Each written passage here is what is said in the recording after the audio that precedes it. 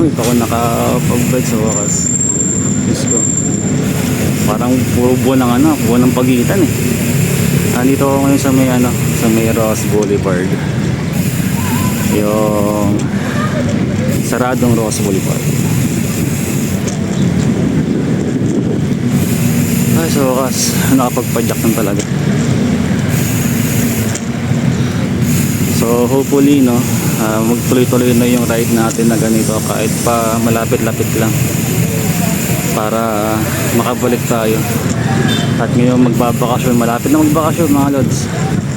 May mga ride tayong gustong gawin talaga kaya kailangan makapag-ensayo tayo.